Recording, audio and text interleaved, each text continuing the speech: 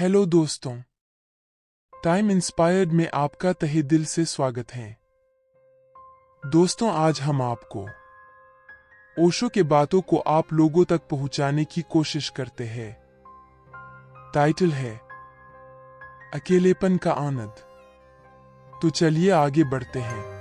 अकेले होकर स्वयं का सामना करना भयावह और दुखदाई है और प्रत्येक को इसका कष्ट भोगना पड़ता है। इससे बचने के लिए कुछ भी नहीं करना चाहिए, मन को वहां से हटाने के लिए कुछ भी नहीं करना चाहिए और इससे बचने के लिए भी कुछ नहीं करना चाहिए। हर एक को इस पीड़ा को भोगना होगा और इससे गुजरना होगा। यह कष्ट और यह पीड़ा एक अच्छा संकेत है कि तुम एक नए जन्म के नजदीक हो, क्योंकि हर जन्म के पूर्व पीड़ा अवश्यंभावी है। इससे बचा नहीं जा सकता और इससे बचने का प्रयास भी नहीं करना चाहिए, क्योंकि यह तुम्हारे विकास का एक आवश्यक अंग है। लेकिन यह पीड़ा क्यों होती है, इसे समझ लेना चाहिए, क्योंकि समझ इससे गुजरने में मददगार होगी और यदि तुम इसे जानते हुए इससे गुजर सके तब तुम अधिक आसानी से और अधिक शीघ्रता से इसके बाहर आ सकते हो। जब तुम अकेले होते हो तो पीड़ा क्यों होती है? पहली बात यह है कि तुम्हारा अहंकार बीमार हो जाता है। तुम्हारा अहंकार तभी रह सकता है जब तक दूसरे हैं।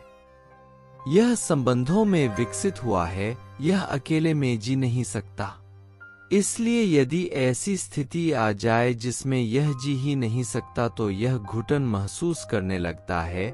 उसे लगता है कि यह मृत्यु के कगार पर है। यह सबसे गहरी पीड़ा है। तुम ऐसा महसूस करते हो जैसे तुम मर रहे हो, लेकिन यह तुम नहीं हो जो मर रहे हो, यह केवल तुम्हारा अहंकार है जिसे तुमने स्वयं होना मान लिया है, जिसके साथ तुम्हारा तादात्म्य हो गया है। यह जिंदा नहीं रह सकता क्योंकि यह तुम्हें दूसरों के द्वारा दिया हुआ है। यह एक योगदान है। जब तुम दूसरों को छोड़ देते हो तब तुम इसे ढो नहीं सकते। इसलिए अकेलेपन में तुम जो भी अपने बारे में जानते हो सब गिर जाएगा। धीरे धीरे वह विदा हो जाएगा। तुम अपने अहंकार को कुछ समय के लिए लंबा खींच सकते हो और वह भी केवल तुम्हें अपनी कल्पना द्वारा करना होगा, लेकिन तुम इसे बहुत लंबे समय तक नहीं खींच सकते। समाज के बिना तुम्हारी जड़ें उखड़ जाती हैं। जमीन नहीं मिलती जहां से जड़ों को भोजन मिल सके। यही मूल पीड़ा है। तुम्हें यह भी निश्चित नहीं रहता कि तुम कौन हो। तुम एक फैलते हुए व्यक्तित्व मात्र रह गए हो, एक पिघलते हुए व्यक्तित्व। लेकिन यह अच्छा है, क्योंकि जब तक तुम्हारा झूठा व्यक्तित्व समाप्त नहीं होता वास्तविक प्रकट नहीं हो सकता। जब तक तुम फिर से पूरी तरह धुल नहीं जाते और स्वच्छ नहीं हो जाते वास्तविकता प्रकट नहीं हो सकती। इस झूठ ने सिंहासन पर कब्जा जमा लिया है। इसे वहां से हटाना होगा। एकांत में रहने से जो भी झूठ है सब समाप्त हो जाता है और जो भी समाज द्वारा दिया गया है सब झूठ है।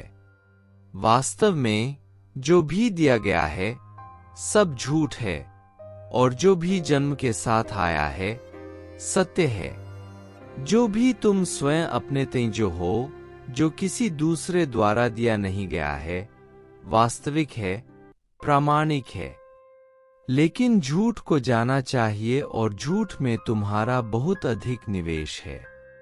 इसमें तुमने इतना अधिक निवेश कर रखा है, तुम इसकी इतनी देखभाल करते हो, तुम्हारी सारी आशाएं इसी पर टगी हैं। इसलिए जब यह घुलने लगता है तुम भयभीत हो जाते हो, डर जाते हो और कांपने लगते हो। तुम स्वयं के साथ क्या कर रहे हो? तुम अपना सारे जीवन का ढांचा नष्ट कर रहे हो। भय लगेगा, लेकिन तुम्हें इस भय से गुजरना होगा, तभी तुम निडर हो सकते हो। मैं नहीं कहता कि तुम बहादुर हो जाओगे, नहीं, मैं कहता हूं तुम निडर हो जाओगे। बहादुरी भी भय का ही एक हिस्सा है।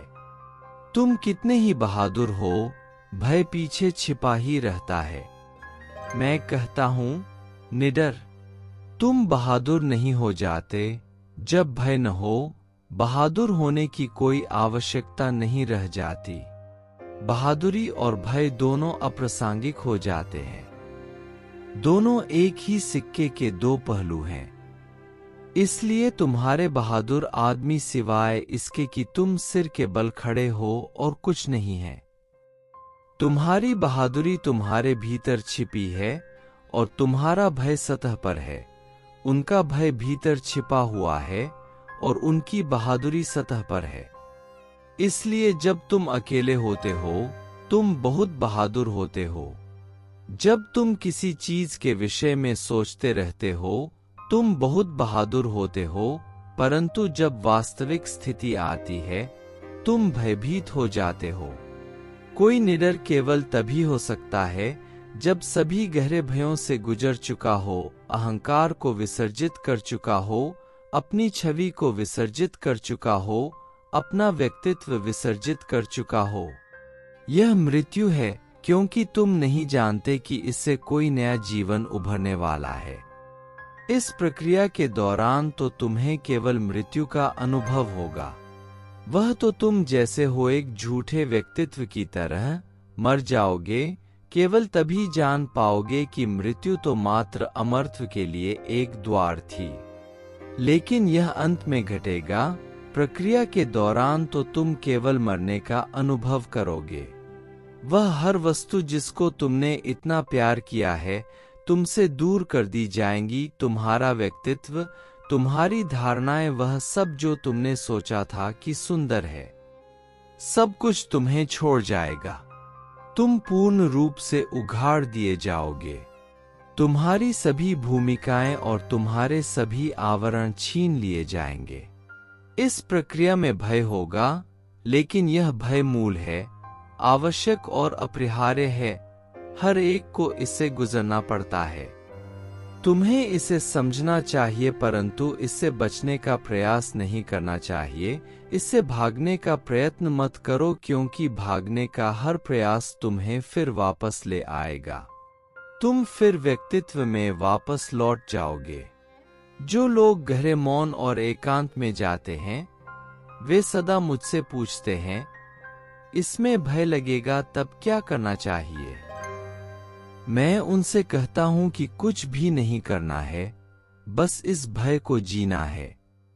यदि कंपन आता है तो कंपो, इसे क्यों रोकना?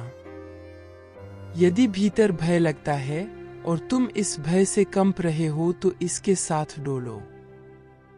कुछ न करो, मात्र इसे घटने दो। यह अपने आप चला जाएगा।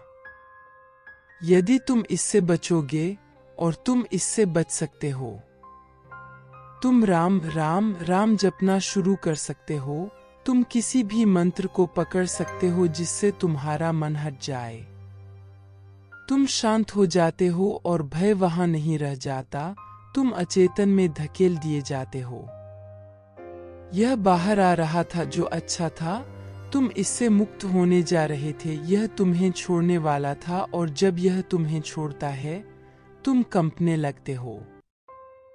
यह स्वाभाविक है, क्योंकि शरीर और मन के प्रत्येक सेल से कुछ ऊर्जा जो सदा से मौजूद थी, जो नीचे धकेल दी गई थी, वह मुक्त हो रही है। इससे हलनचलन और कंपना आएगा। यह ठीक भूचाल जैसा होगा। इससे पूरी आत्मा अव्यवस्थित हो जाती है। लेकिन इसे होने दो, कुछ भी न करो। यह मेरी सलाह है।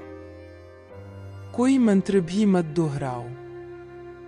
इसके साथ कुछ भी मत करो, क्योंकि जो भी तुम करोगे वह दमन बनाएगा। इसे मात्र घटने दो। यह तुम्हें छोड़ देगा, और जब यह तुम्हें छोड़ देगा, तुम बिल्कुल दूसरे ही आदमी होगे।